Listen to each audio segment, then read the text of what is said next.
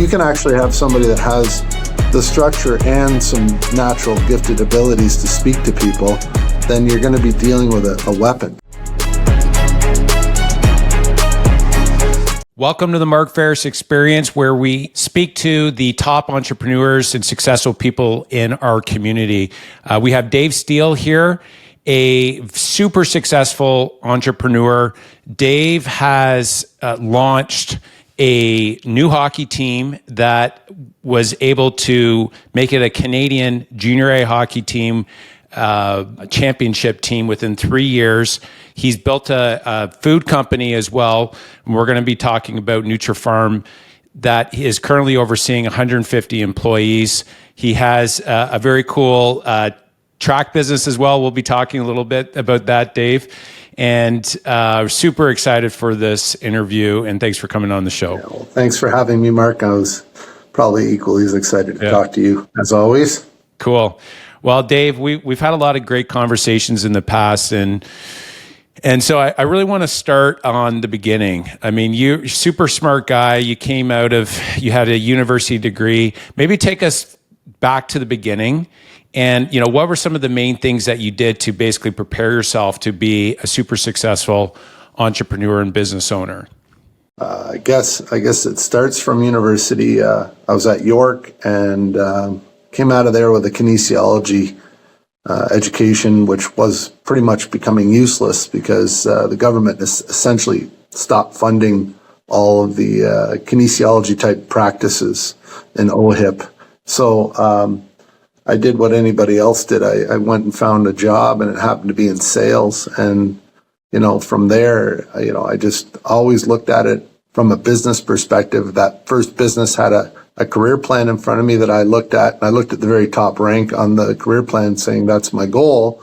And then I think within a month, I was sitting in front of the owner with a business proposal saying how I'm going to get from A to B, being his right-hand man. And within like a very short period of time, he kind of looked at me and laughed and said, just come back in a year when you've done something, right? And so I did that, and I worked up the ranks with my partner, Russ Urbanowski now, with Nutrafarms and a bunch of other different endeavors we've taken on over the years. And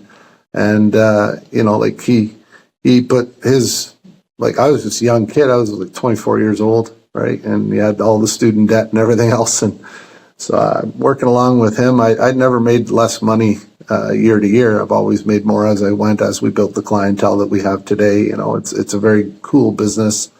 Gone through a lot of different changes in economics and times, like being a normal commodity-based company. We've had our challenges, but we've always looked at things as we're all going to zero, and we have to evolve along the way to stay relevant. And then there's a lot of hard work and mixed into that too. So I'm trying to give you the kind of the Coles Notes version through the process of how I came to be here sitting, but ultimately, I paid my own way through university. I paid my own way all the way along, and I always looked at things as if I could work harder than the next guy, and I'm doing the right thing, that I'll be very successful. One consistent theme I see with a lot of successful entrepreneurs is their first job, say at a school, is in some sort of sales role. Can you talk to how that first sales role has really impacted your overall development to really be, successful in business, and the importance of that? Well, my first sales role was just as I'd finished York. I was renting a basement apartment close to the school, and the landlord owned a furniture store, like a commercial furniture store, like office furniture and different things. And he came downstairs to collect his rent, and he says, "Well, what are you doing now that school's over?" And I said, "Not sure. Kind of looking for something." I was serving at a restaurant, doing typical university guy stuff. And he says, "Well," he says, "you fill a doorway and you're pretty bright, so why don't you come see me Monday and I'll hire you. The owner of our company is a big hockey guy." And that was it. I was on a floor, and within my first 6 months, I worked every Saturday and Sunday on the floor. And I happened to, every person that came in to buy something personally for their own home office or whatever, because this is back in, the days when people used to have offices, big offices. And one day this lady walked in who was, unbeknownst to me at the time, the purchaser and the CAO for Prism Brands, which is a huge company in the food industry. They own Taco Bell, Pizza Hut, and they were building a brand new head office in North Toronto. And I sold her a chair for her home office, and I begged her to have any opportunity whatsoever. And they just happened to be going through a retender because they weren't happy with the first one with all the big companies, Steelcase and that sort of thing. And we ended up coming in and bidding and winning on it. And it was like a huge amount of money in terms of commission for me. And I was, catapulted to the top sales rep in the company all in 6 months. So I was just like, what did you do? Overwhelmed. What did you do to get that sale? What do you think what do you think it was? How'd you get it? I just was so persistent with her. But I was polite with it. I made the contact. I always made sure. You have to understand, in your business world, there's always going to be people that are going to be good for you, is just to know somebody, right? So I was always trying to make relationships with people just coming in for the simplistic things. Don't treat every transaction like it's its own thing. It's all transactions lead to new transactions if you do things properly, right? And I worked my butt off, Mark. I slept in the facility where the install was happening and I was the first rep in like 22 years at Global Furniture to do a complete install without a defect, because I was there every moment of the whole process. And after that, I took me and my friends and we went down to Dominican for about 2 weeks. Celebrated. And I said, enough with the public sector and kinesiology. I said, I'm a sales guy. This is what I'm doing the rest of my life, right? It's such a good story because you started pretty much with, you were minus zero, right? So you had student debt that you still had to pay for. Yeah. And people, they see a guy like you and it's like super successful business owner. He's got multiple businesses, super successful. And they forget that every successful person out there has an origin story. And generally it's in general, I'm not saying everyone, because sometimes there's businesses that pass through, but in your case, in most cases, there's a early struggle phase. And so the sales side of it was something that there was a few things you said that I just want to really underline. One is that you were just super persistent. It was just like, you just didn't say no. And so that's where I think that ongoing, coming from a place of building a relationship is a second big thing, because you can be persistent in the slick car salesman type persistent, where it's just annoying, but you were really about building a relationship and you worked hard. And I think that sales is just such a great, if you're going to do anything right out of school, I think if you can learn sales, that's the number one thing, because I'm not a natural salesperson. I only became good because I started knocking on, talking to thousands of people, and you become good as a natural byproduct. Would you say that that'd be a good start for most entrepreneurs, sales? Yeah, I like, if you could talk and you like talking to people, sales is if you're completely, socially adverse, and, you may be more of a gatherer person, a cold call type person, maybe not a sales relationship like person, but I find, there's some that are naturals at it, like you get it through either your parents or your uncle that was like this gifted sales guru, or you can develop the structure within a sales process that will offer you the ability to make a good living, But if you can actually have somebody that has the structure and some natural gifted abilities to speak to people, then you're going to be dealing with a weapon. You know what I mean? So, and I've developed a lot of salespeople in this company in Nutrafarms over the years, like multiple careers, guys that are still with me 10 years after, 15 years after we started together.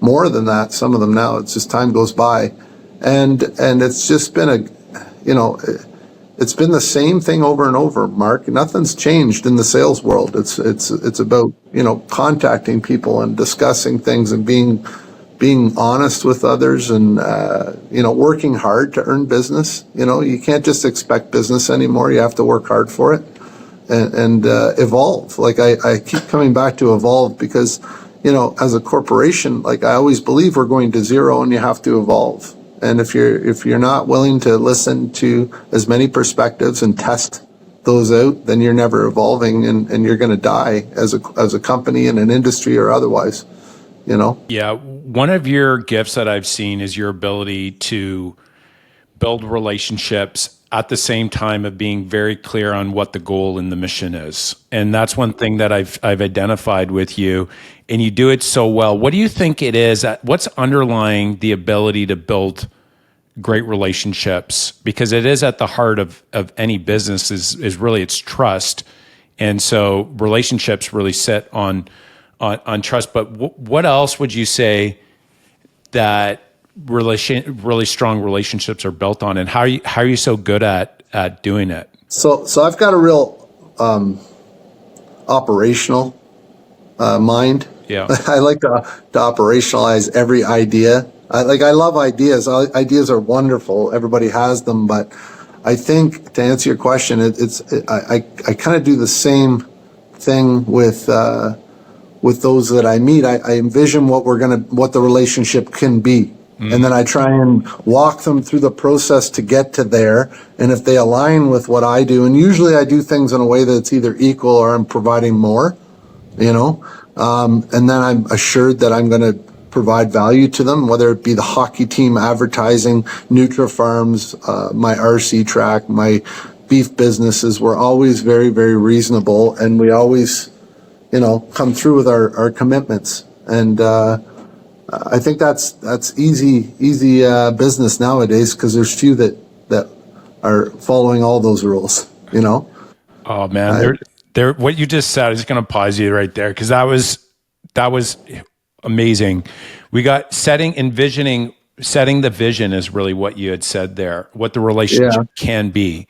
That to me is such a powerful. I mean, that's a business concept, but a relationship concept is here's what we can do together, and not a lot of people have that ability. And then the second thing is speak and do. So it's that helps build further trust as well. Yeah, you don't mess around with that stuff. If you can't do something, then say it, right? And then get help or something like that. I mentor a few people. Like I have a kid that's 24 years old that I'm mentoring now in sales. I came from the automotive industry, super bright, talks your ear off. But it's seemingly you're breaking habits too with youngsters nowadays, because they're coming out with expectations that are nowhere near our expectations at their age. Now, granted, by the time I was 24, I was living in my second purchased home, right? And to try and do that nowadays as a 24-year-old is not even comparable, because the goalposts have moved so far now that it's a different world. However, you know what? Is it possible? I've mentored young hockey players that I got got into a really good plumbing trade, union trade, and they're like 26, 27 years old, and they almost own their homes outright, Mark. Amazing. There's ways to do it still if you're willing to put work in, I guess, in life. I talked to some of these kids, and they've been doing, plumbing for 2, 3, 4 years, and they're saying, well, how do I get to be my own business owner? And I talk them through that process too. Like I've got a lot of guys out there that have gone through our hockey program in Stainer, for example, and got into trades and are doing very, very well. I think that's such a powerful message, especially when you're recruiting young hockey players, because that's so rare. What would be maybe some other habits that you're seeing in the younger generation now that you need to break through? How long you got, Mark? Yeah. How long do you have? Maybe the top. I got 25. I got 25 between 16 and 20-year-olds every year, to give you examples. Yeah. I'm not near as cool or hip as any of them. I'll tell you that much. Matter of fact, I'm really the opposite. Depends how you're measuring that. If it's based on your impact, that's they all love me, but I'm not cool. But cool.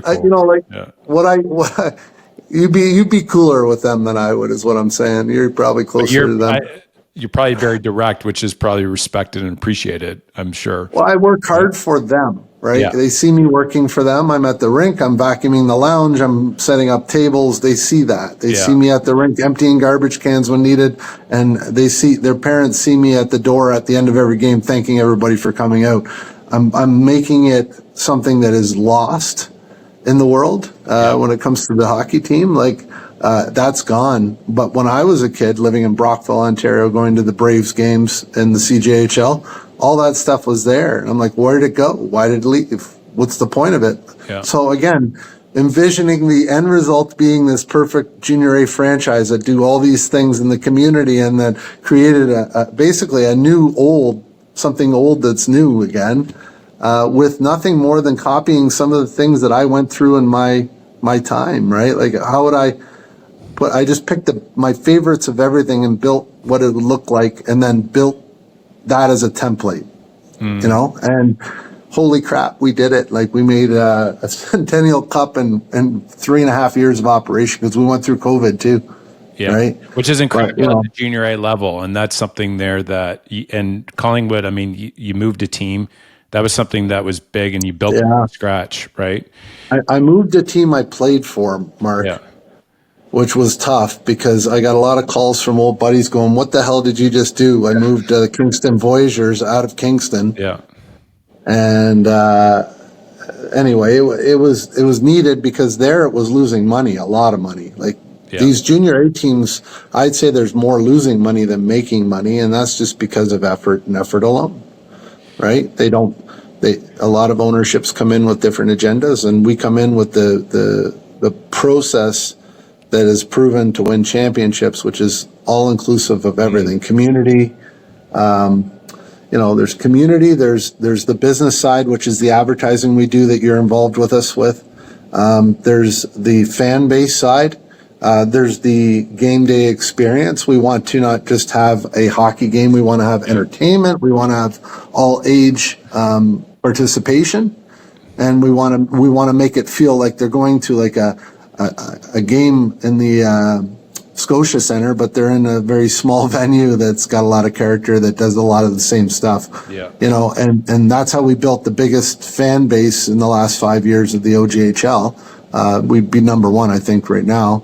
Was just through doing those things, having an event with a hockey game going on is really our philosophy, right? You having the vision, then you've executed extremely well. Let's go back. I want to make sure that we hit on this. What would be like one or two bad habits that you're seeing in the generation the kids coming up? The kids. Well, they're inexperienced.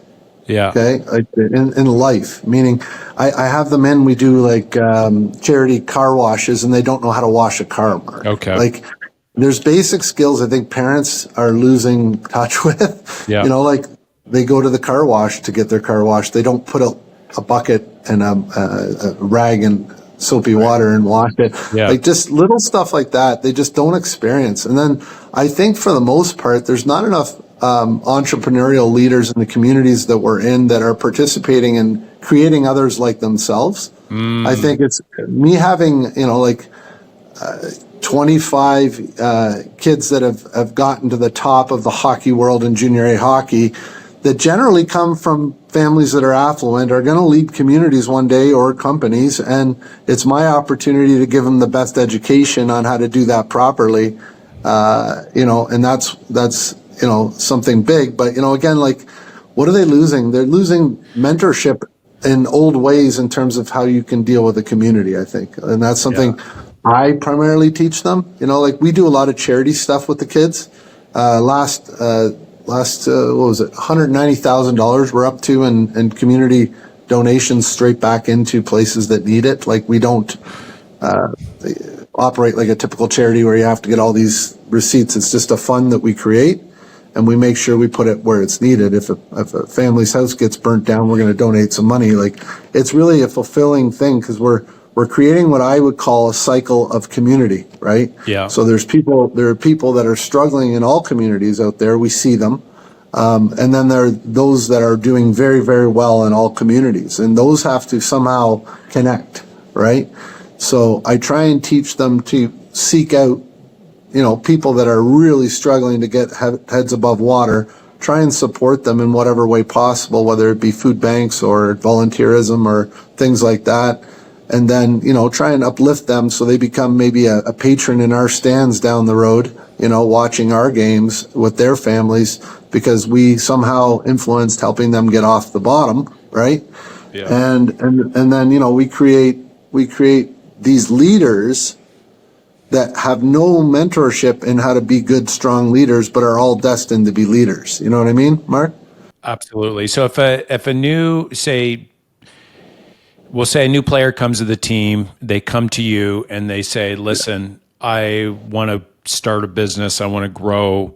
What would be, you've given some really good counsel so far. I made a couple of notes here we'll circle back on, but what would be, say, a couple or one or two key things you're like, okay, here's like foundation number one, and what comes to mind that you would give advice and counsel for? Well, if a kid came in and then they do this, you're right, they do it. They want to open a business. Does that happen often? Does that happen? Oh yeah, one of them wanted to open a Subway restaurant chain, and he brought me all the information, and I said, get a lawyer and an accountant. Like, there's your first two things. Like, you got to create corporations to do these things. There are certain basics, and that's the 101 stuff I give them.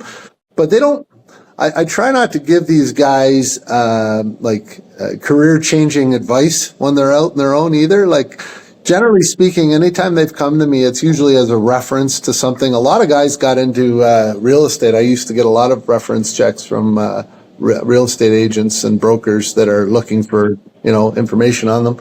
It's incredible, because even you playing hockey, Mark, you were on a team, right, at one point in time, and all those guys went on to be, contributing community members in one way or another, right? So, well, I want to go back to just so we understand, how many a year would, like, these young guys would actually come to you? You're super successful. You're probably, if somebody comes to you, you'd be more than happy to give overall general advice and say, how often does that actually come up where, like, a team member or, say, a player, a young guy comes to you and say, can you just give me some overall business advice or just, counsel? Does that happen very often for you?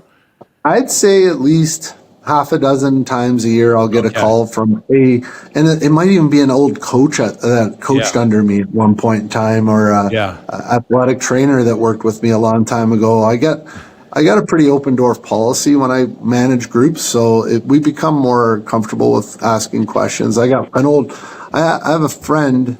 Now he's a friend. He started as one of my employees' husbands that I met on, like, one of our retreats with Nutrafarms. Yeah. And somehow I convinced him to be my assistant coach, and then, on to assistant coach for 8 years straight. And now, like, we're best buds, and he'll call me on everything. Should I buy this horse? Should I move up north? What should I do, Dave? Those are, it happens. With players alone, probably about a half a dozen times a year, or one will come to me and they're on, like, the PGA Tour of Canada, which is the lower end one, and want a sponsorship or something like that for his career. And I give out to those guys too. But how is that for you if somebody young guy or gal, comes to you for business advice overall? Like, is that, like, are they putting you out by giving you a shout and asking, or is it like, is it a fulfilling thing for you? How is that for you? How do you receive that, the reach out? It doesn't put me out. I love talking to the guys. Right? Yeah. You spend every day together for, like, sometimes 2-3 years, and then you don't see them. Right. So that's always cool. You get caught up. A lot of them come to my game, right? Yeah. And they'll ask me face to face sometimes too, right? So, well, and we're not, or go ahead, finish your thought. Yeah. So it's fulfilling. It's also, I always have time for them, Mark. These are the relationships you envision. When I started coaching, I envisioned that someday that guys would come back and, invite me to their wedding and stuff. That's kind of cool, right? I'd bring them a hell of a good gift, and we've done that. We've gone down that road. It's been pretty cool. I love that I've set some guys up in some pretty wild ride careers, and now they're able to do entrepreneurial things with that too. So, that's really cool. Well, and this is where, Dave, where I'm going at with this is that you have you have a multiple successful businesses is what you have. You've basically scaled these companies, and when somebody comes to you and asks you for advice, it's like you're not getting put out. And for me, we've sold over $9 billion in real estate. We've raised close to $50 million in capital, and we're buying these apartments. And I'm just telling you, it's so rare that I get somebody younger or whoever they just want overall, counsel to just reach out and say, hey, like, I'm thinking about doing this. Like, can you give me any advice? Like, and when they do, I spend the time, because it's like filling the cup. And so anybody that's listening out there, I just want to encourage you is that if you want to go do something, find somebody in that field that's done it really well, and just seriously, just call them up, send them an email, and you might need to be persistent. Sometimes you got to reach out a few times, because these are all super successful people, and they're really, we'll just say that their dollar per hour is very expensive. But most of them, if you're persistent, they'll have a conversation with you, and they'll give you what they have. What are your thoughts on that, Dave? I completely agree with that perspective. I think people that are high performers like to hear themselves talk about things to reassure themselves that they're on the right track, and an audience is the only place to do that. Yeah, sure. So. Are we a little egotistical in our own rights? Probably, but we've also put a lot of work into backing ourselves up into that, right? Like if I go and work harder on a sand sculpture, I expect a better reward at the end in terms of my rating, Yeah.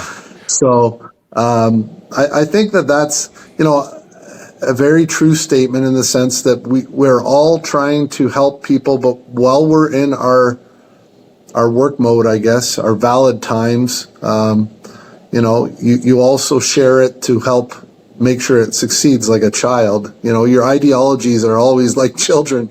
If it's working now and you're valid in its perspective, and it's working, like in terms of revenue or creation or relationship creation, whatever that may be, it's all the same thing. It's a sale. Then you're probably doing well.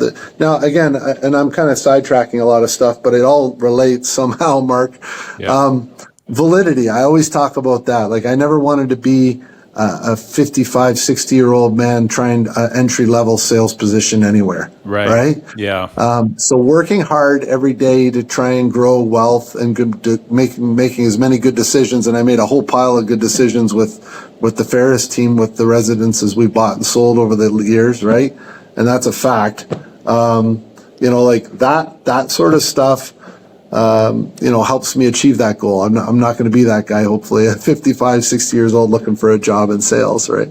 And I think that fear of failure, and even, you're working, you want to be able to work because you want to work, not because you have to. And that's actually funny you say that. That's actually a motivator for me as well, is that, when I see somebody working that's a senior, that's working at, at the donut shop, and they're kind of bitter, like they're working there because they have to. Like, my heart goes out to them, because they've worked their whole lives for making a living, but they're still working just to put in the hours, and we got one life. So that's like a huge motivator as well. And I think, for those of you that are listening, just really want to encourage you to get really clear on what you need to do to, when you get to a certain age, that if you decide to keep doing what you're doing, that's wonderful. And I don't think, to be quite frank, I don't ever think I'm going to quote unquote retire ever. I love what I'm doing. I may, instead of working, many, we'll say, full-time hours, I may, cut back to say 20, but I love being engaged. I love that. Like, the art of doing deals and communicating and speaking, these business conversations, like this for me is like fun. And if you just laying on the beach for a couple of weeks, it gets boring after a while. Yeah. And I'm fair skinned. Yeah, and your right? fair skin. Yeah, you would So look that's so pretty good good. for me. I got to work because I can't go lay on a beach.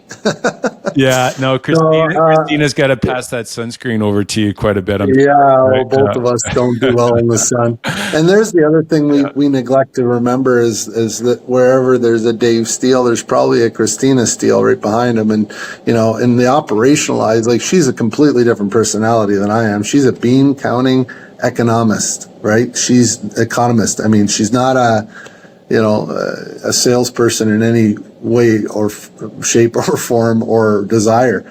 So we complement each other. Like she keeps us on track, she puts us in a positive place with our investments. And, she's coming from the banking background. So it was a great, marriage, I guess, both personality and, abilities for us. We're a team.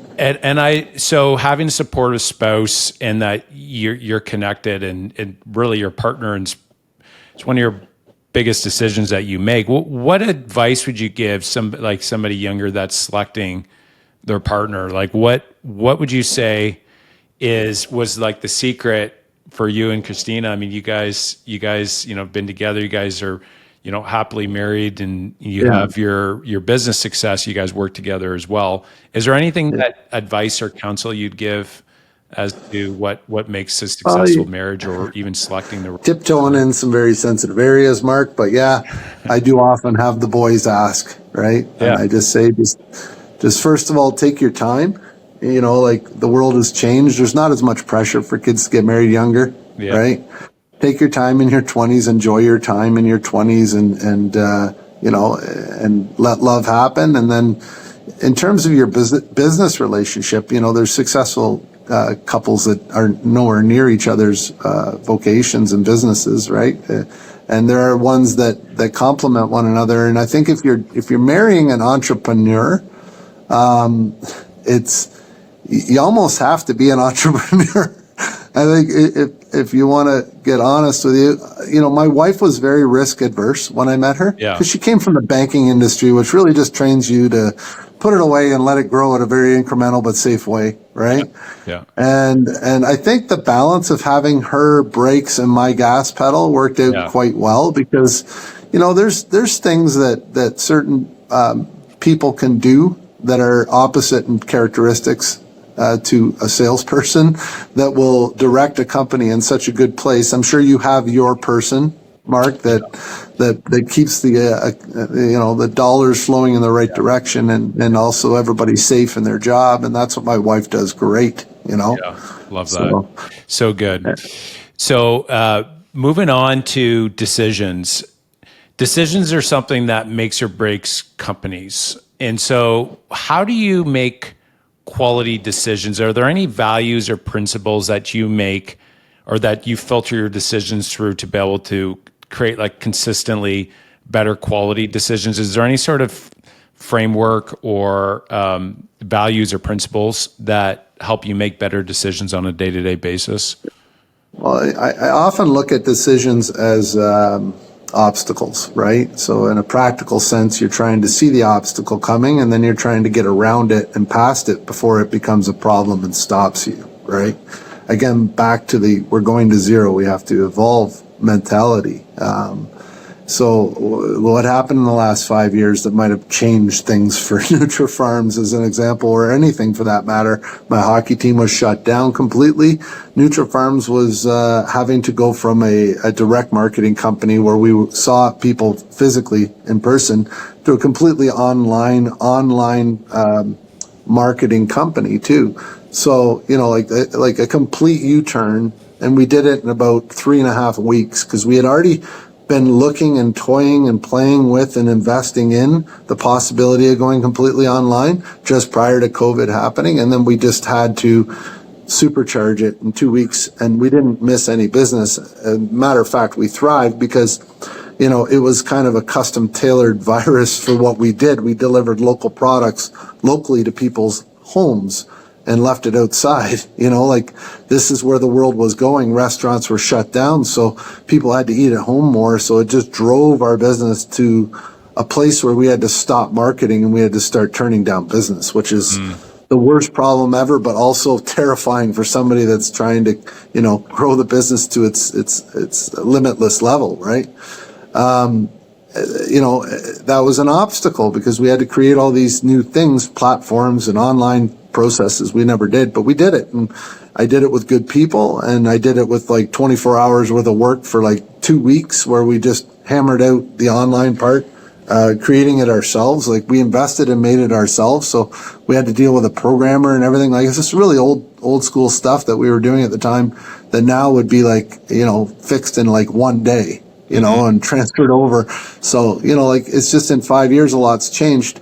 That's an obstacle. How we got around it was just looking at it and trying to get ahead of it.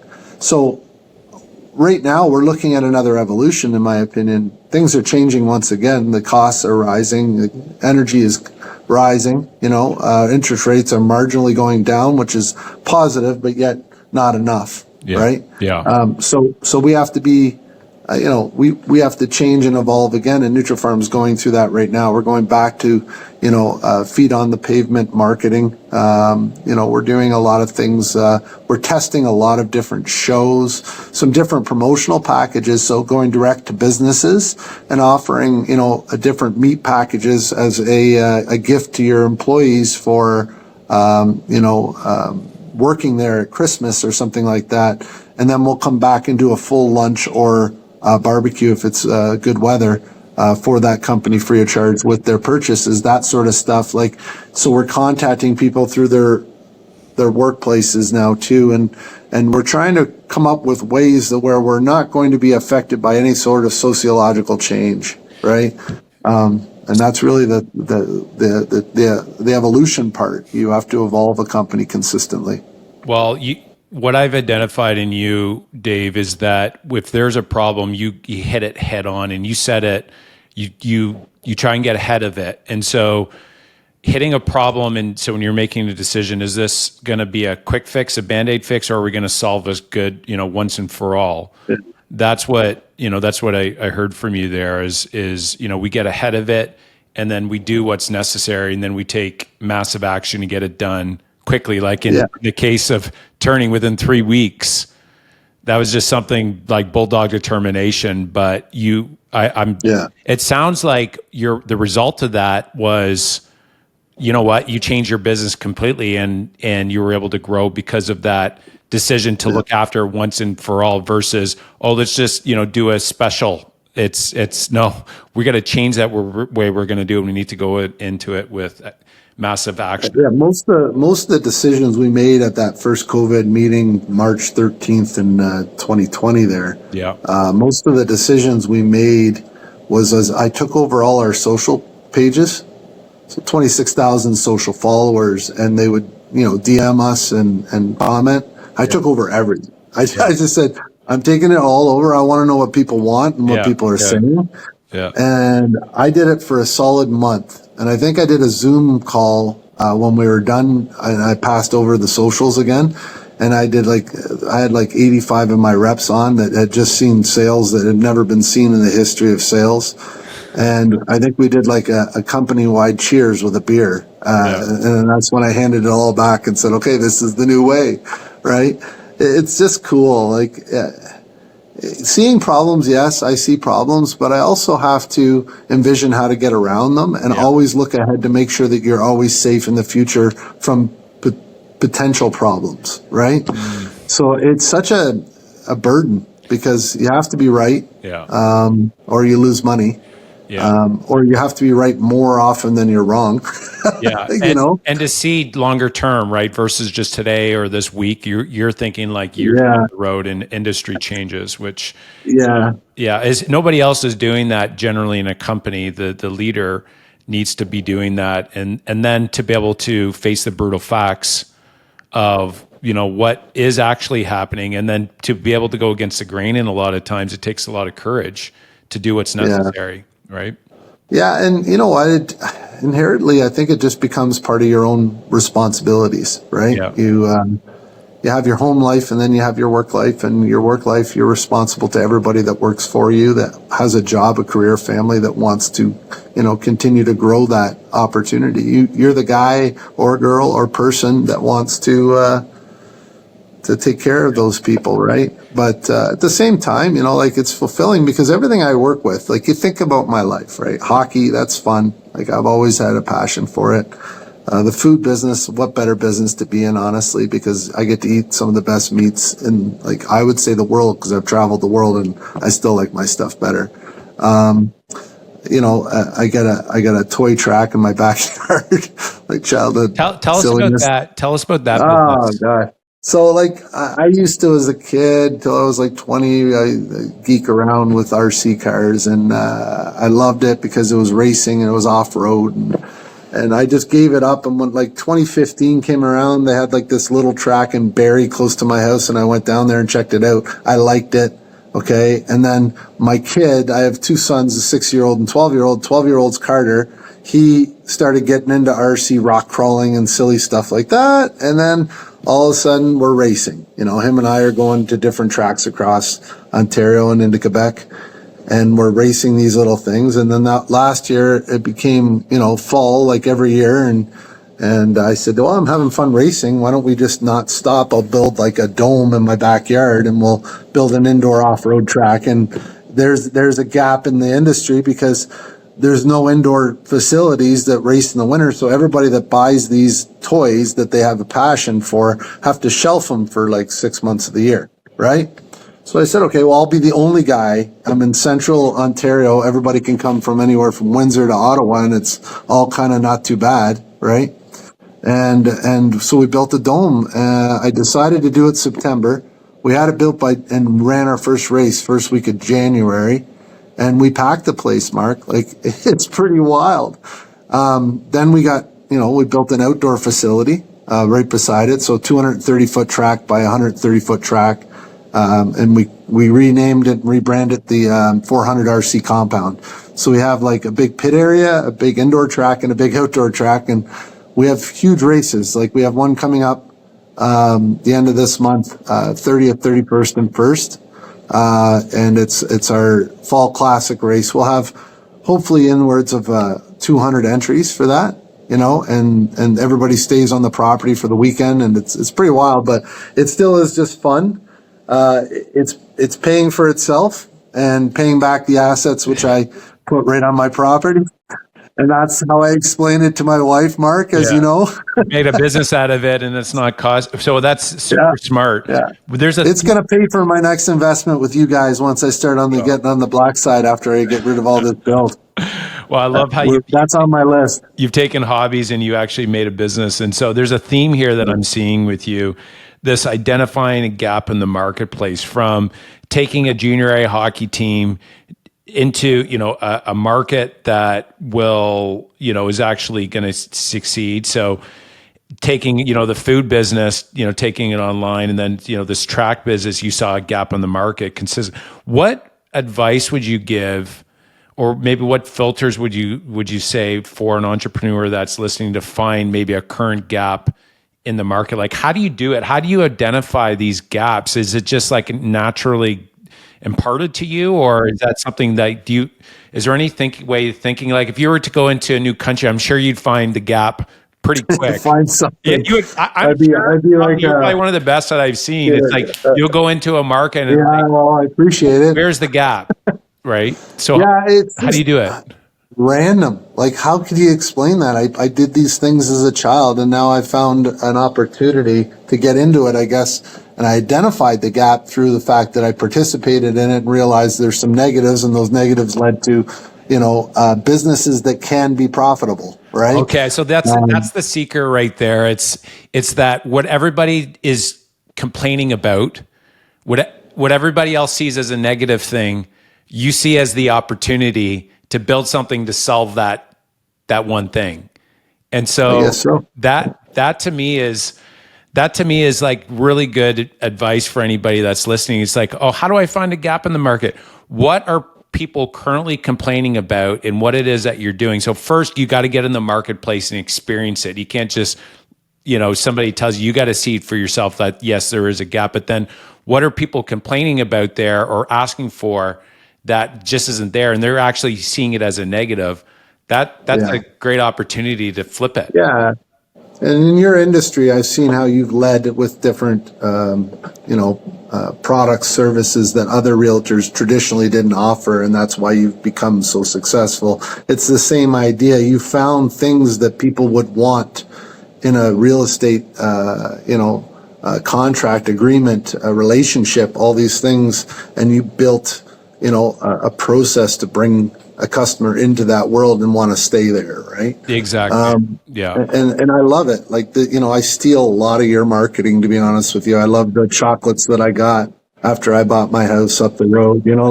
This is the stuff. I got a nice clock hanging up in my room because I guess it's some deal with you guys, but you know what? Like no other people do the little things that are important to create the interests, right?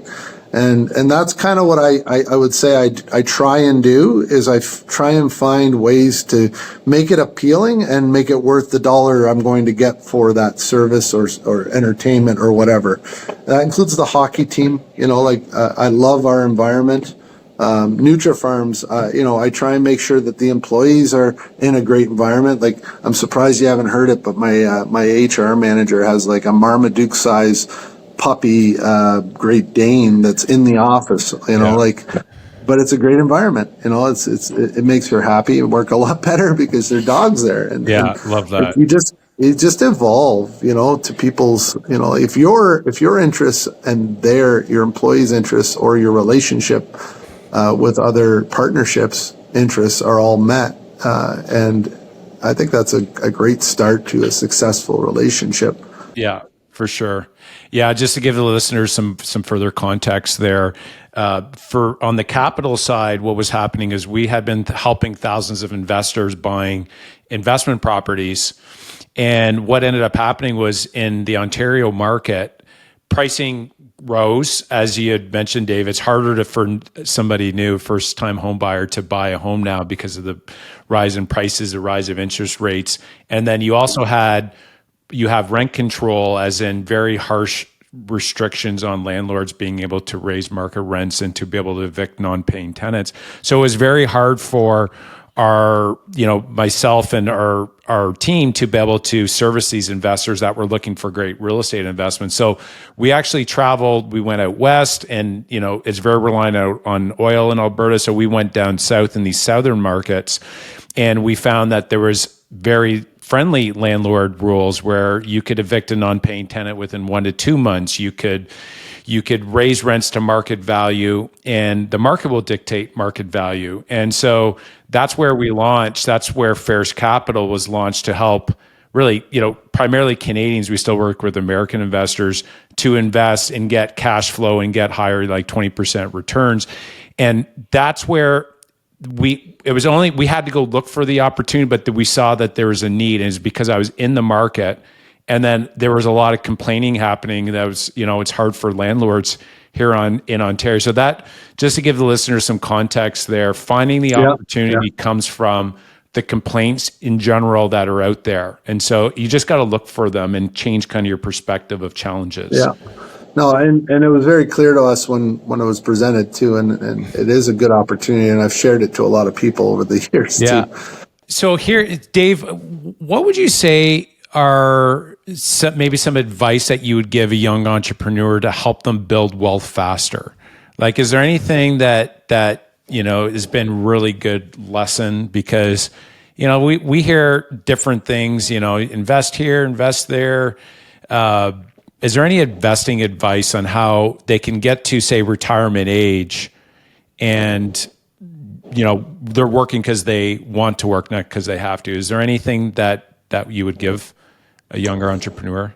It's a tough one nowadays. It's becoming, the topography is changing so much all the time. I'm very thankful that I'm of my age and my stage in my career because I think we had a pretty smooth ride economically through the 2000s. I guess invest in themselves. Don't blow all right, so don't make decisions based on your heart and business. Make sure that you think it through. No different than playing pool. Look 2-3 shots ahead as where you're going to potentially be, and test yourself on whether you have the ability to do it before ever entering into something like that. Because again, there's probably a lot of people that try and fail because they just failed to plan. I know I sound like a bit of a prof in university trying to teach a business class, but man, they were right. Like being working for Nutrafarms for a month and going in with a business plan came from that logic, right? Because it was more or less a rudimentary way of saying, this is where I want to be. Here's how I think I can get there. Love that. Yeah. Like, talk to somebody that's in your business. You said something earlier that I wanted to reflect on too, is find somebody else that's already doing it and very well, and then copy them and work harder. Right? That's a good formula. And if you could do that, like, you're not going to lose, Yeah. I love that. Copy them and then work harder. Love that. Ask advice, build a plan. Testing yourself is a good one. It's like firing a bullet before firing a cannon. Don't make a decision on your heart, based on your heart, like that. Test it out first, and investing in yourself. You got lots of counsel there. That was really good. What are you excited about right now, Dave? New season. Am I gonna win 3 Bucklins in a row? Something that nobody's ever done. Like, this is what happens when you start to build they call it a dynasty, I guess they call it, when you win more than 1 championship in a row.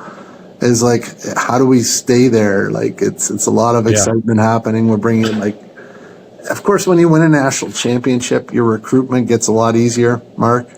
You've got a program that not only has a reputation for winning, but also doing things that no other program does, that everybody wants their kid to be part of, right? Yeah.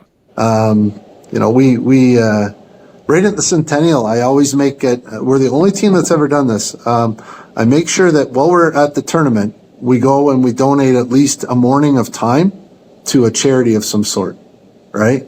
That's right during in whatever community we went to. We actually got a huge distinction from the Legion in Portage la Prairie for doing that. We bought a bunch of peanut butter for a food shelter.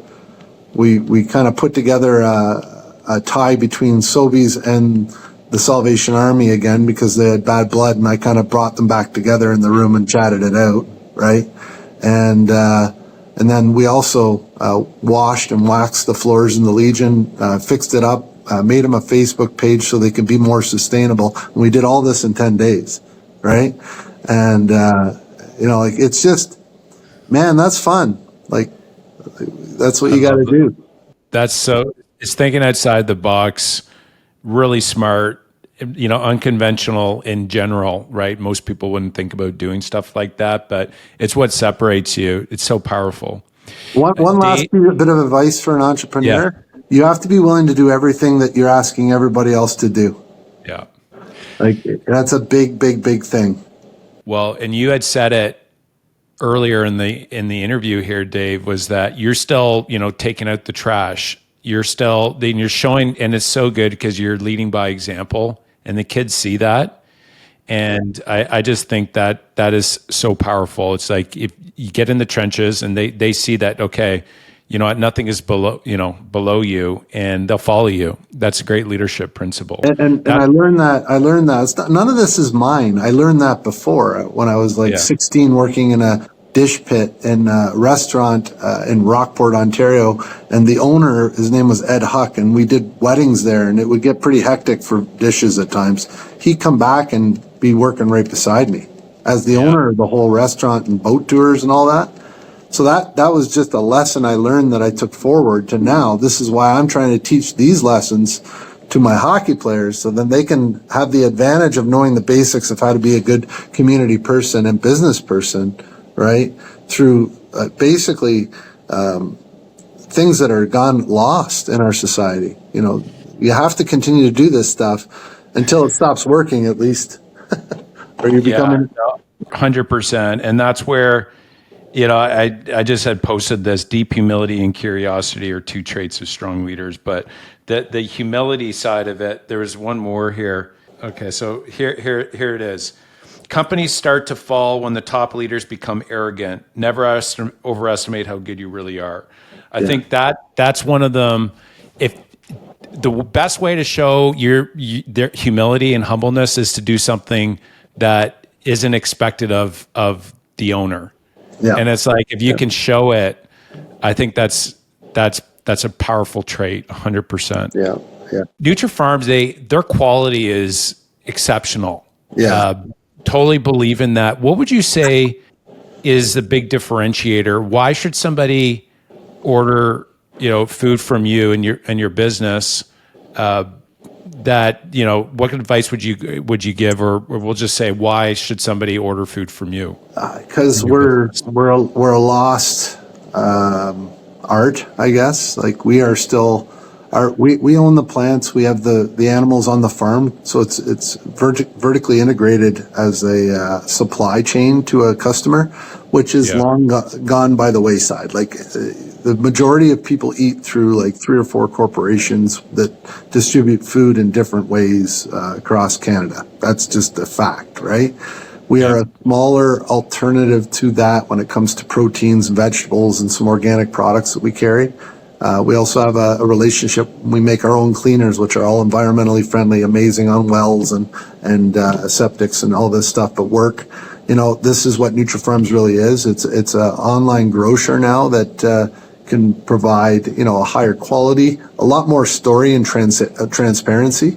Like, we provide, this is your farmer, here's your product, here's our, it's just an old fashioned way of doing something. Your grocer, where the product's coming from. There's consistency.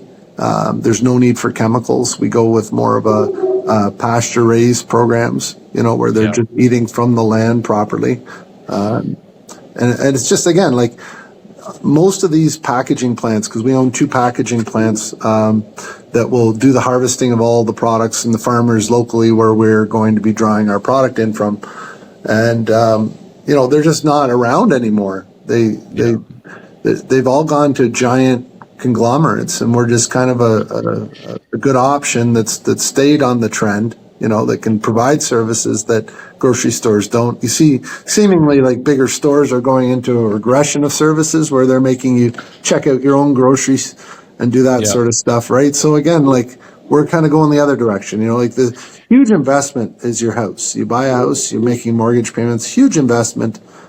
Food is right up there, right? Like, and it's a payment you never pay off. You can't amortize your food, right? So, like, we try and provide the best bang for the buck. We offer price guarantees because we're a closed operation. We know what we're raising and how long it's going to take. Like, it takes 22 months to raise a beef on our farm and it's born on the farm. So, like, it's a very, very unique farm to fork process that you're not going to get anywhere else. And it gives you a better quality, in my opinion. Like, you're not going to be rushing animals to wait. You're trying to do things in an old fashioned way. I met my beef farmer, Dave Noble, up in Creemore in 2008 when we did the deal with him for his cattle. And he's a 9th generation beef farmer on that property. Yeah. Right.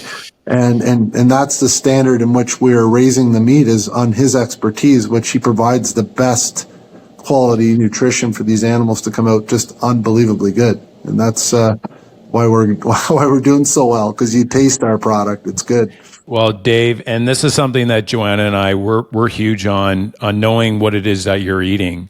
I mean, health is incredibly important, and if you're just going in and kind of just grabbing, the thing off the shelf and not really knowing where it's from, I mean, it's pretty scary when you start looking into what's in some of the food. And we're ingesting this and we're giving it to our kids. And so definitely recommend your business, Dave, and what you're doing. And I love your origin story as well, being fully integrated. I think that is extremely, extremely important. And you may not see it right today, but again, going to that longer term vision, it's, how are things going to look in 20, 30 years if you don't change some of the eating habits? It's like, if you start seeing what goes in some of this food, it can be scary. So knowing that origin of where the food's coming from, Dave, I think is a beautiful place to build a business on and help a lot of people. Yeah.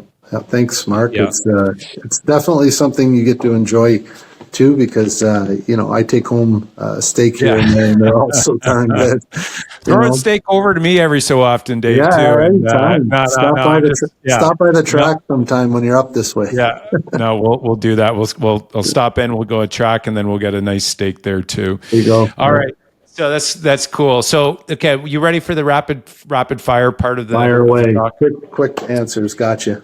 Okay, which book has had the biggest impact on your business or overall wealth creation? I read this question before, and I've read some good sales books, but the best one I ever read was one called Sales Dogs, and it's kind of a spoof on personalities of sales reps. When you're trying to grow a sales team, you need to know how to work with each individual one in different ways to get the best out of them. And that has been key, because I've got a pretty good eclectic group of people that manage a lot of these businesses and make it flow so well. So that's my favorite. Very cool. I haven't read that one. I'll have to pick that one up. Yeah.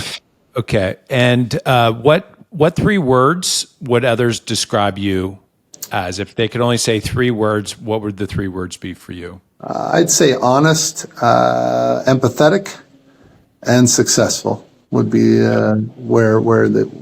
maybe that's just my wife, but it's the only one that matters. No, I'll second that from what I've seen. I'll definitely second that. And then what advice would you give your younger self, if you would give any advice? I thought about that one too, but we talk about going back in time, because I tell them a lot of stuff, like when to buy and when to sell real estate. But no, I guess my younger self would be, I should have thought about this one a little bit longer. You've given so much advice throughout the talk here, so anything you can think of as I'd say don't undervalue your self too long, I guess would be it. I for many years I worked, and I just worked, and I didn't go out on limbs. I didn't start my own corporations till I was probably late 30s. And I wish I would have done it a little earlier, because it was that risk aversity that you're always dealing with making a jump to working for yourself, right? So I wish I just did it earlier. I probably already achieved much greater things by now, because when you work on things, it's only time that will be the determining factor of the success, right? Great way to wrap this talk up here, Dave. Super powerful conversation. Where can listeners learn more about your businesses? Anywhere online, Nutrafarms.ca, 400RC Compound, theblues.com, Collingwood Blues, or I think it's under seawoodblues.com. So that's basically where you'll find us or me. I'm usually at pretty much all those events that I just mentioned. So happy to talk to anybody. That's great, Dave. Thanks again for today. And for those of you that tuned in today, appreciate you guys a lot. Thanks for tuning in. Until next time, we'll see you then. Thank you.